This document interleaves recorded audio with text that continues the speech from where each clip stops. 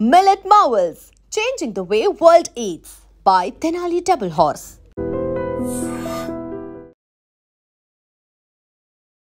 Namaste, welcome to iDream Inside Politics with Kavita.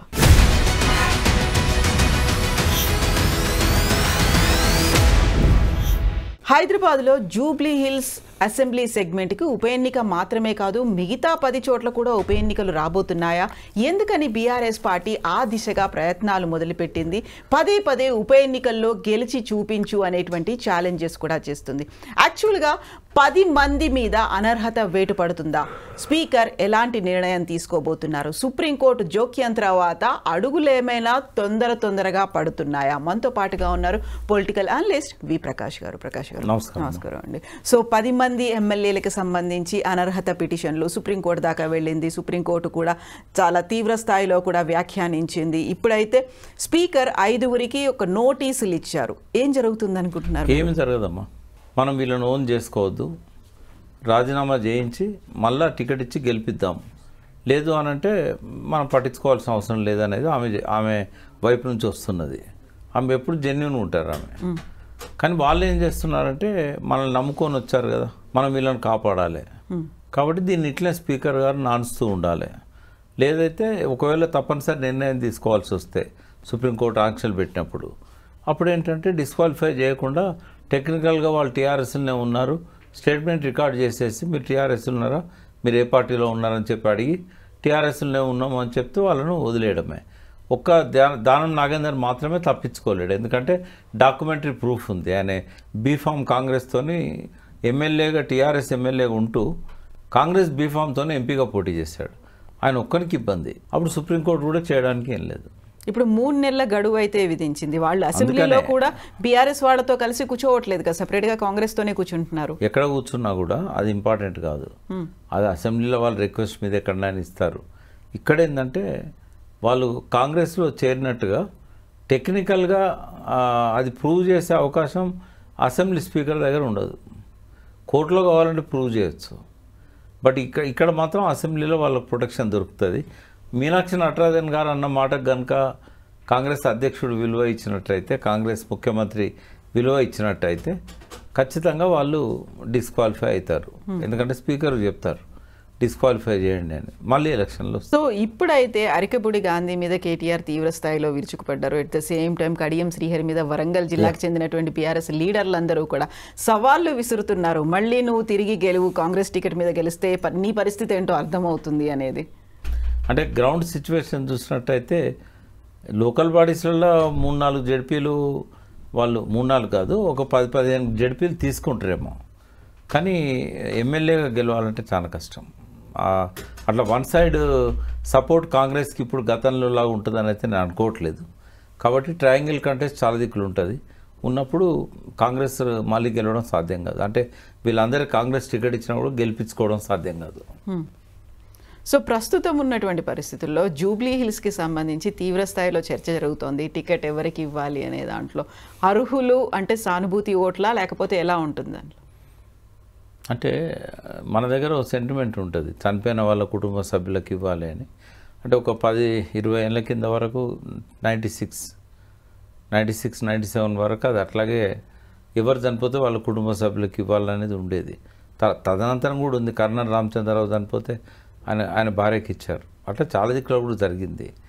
But మొట్టమొదటిసారి అనుకుంటా ప్రణయ్ భాస్కర్ చనిపోయినప్పుడు ఆయన వైఫ్కి ఇచ్చారు కానీ ఆమె గెలవలేదు.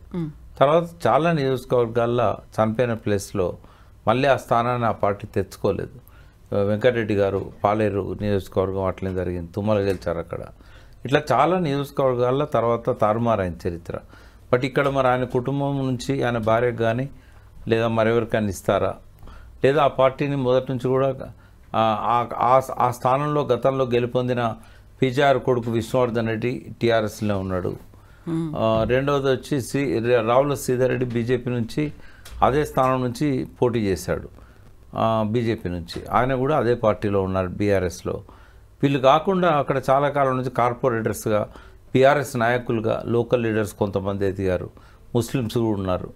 ఎవరికి ఇస్తారనేది పార్టీ నిర్ణయం. అది ఇప్పుడైతే గ్రౌండ్ వర్క్ చేసుకుంటున్నారు. ఏ కాన్స్టిట్యున్సీ అంటే డివిజన్స్ వారీగా ఇప్పుడు అక్కడున్న డివిజన్స్ రేవంత్ నగర్ కావచ్చు, జూబ్లీహిల్స్ డివిజన్ కావచ్చు, అన్ని డివిజన్లలో మాత్రం మళ్ళొక్కసారి పార్టీ క్యాడర్ని అంతా యాక్టివేట్ చేస్తూ కార్యక్రమాలు తీసుకుంటాను.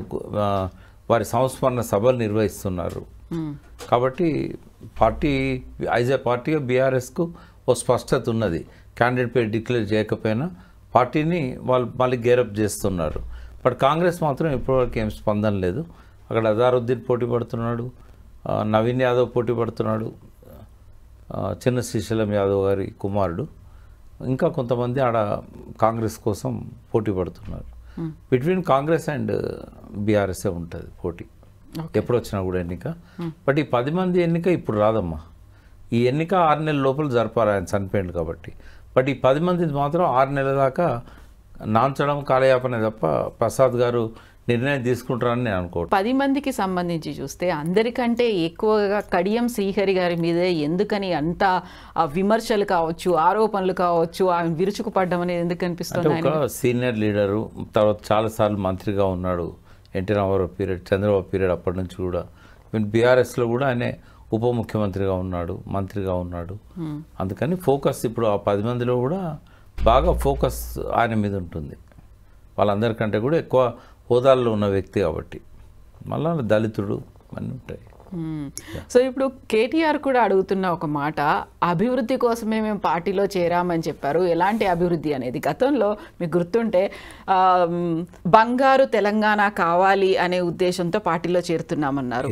నేను ఆ పార్టీలో తెలంగాణలో బీఆర్ఎస్లో ఉంటే కనుక నా నియోజకవర్గ అభివృద్ధి జరుగుతుంది అనే మాట కొంతమంది కూడా చెప్పి వచ్చినటువంటి మాట. ఇప్పుడు కూడా అదే మాట చెప్పి మళ్ళీ వెళ్ళారు కదా. అవును, వాస్తవంగా ఈ అభివృద్ధి కోసం పోతామన్న వాళ్లకు చెప్పుకోవడానికి మీడియా ముందు ఎవరికి వ్యక్తిగత ఏజెండా వాళ్ళకు ఉంటుంది. ఇప్పుడు పోచారం ఉన్నారు. పోచారం ఎప్పుడు ఆయన ఎక్కడన్నా అభివృద్ధి కోసం ఆయన పాటుపడ్డాడు. బట్ ఆయన పోయింది మాత్రం వ్యక్తిగత కారణం. బిల్స్ ఇవ్వలేదు కొన్ని.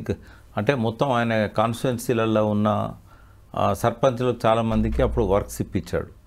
కేసీఆర్ గారితో మంచిగా ఉండే కాబట్టి స్పీకర్గా, తర్వాత కాలంలో ఆయన వ్యవసాయ శాఖ మంత్రిగా ముందు ఉండే కదా. కాబట్టి ఆయనకున్న పలుకుబడినంతా ఉపయోగించుకొని ఆయన ఫండ్స్ తీయగలిగాడు, బాగా చేశాడు. బట్ ప్రతి సర్పంచ్ పోయి ఇంటి ముందర కూర్చొని నాకు డబ్బులు ఇప్పి గవర్నమెంట్ పోయింది ఆయన చెప్తే రేవంత్ రెడ్డి వినడు. కాబట్టి ఇక ఆయనకు భరించలేని స్థాయికి పోయింది. ఆయన కలెక్టర్ల దగ్గర, తర్వాత పైన అందరితో ఆయన మొరబెట్టుకున్నాడు. ఎవ్వరు కూడా ₹1 విడుదల చేయలే. ఆయన కొడుకున్న ఒక హోదా కూడా రేవంత్ రెడ్డి క్యాన్సిల్ చేశాడు. ఇవన్నీ చూసిన తర్వాత ఇక తప్పదు, రాజకీయాలలో ముందుకు పోవాలంటే వీళ్ళకందరికీ నేను ఇప్పించాల్సిందే బిల్స్ అని చెప్పి బిల్స్ కోసం వెళ్ళిపోచారు.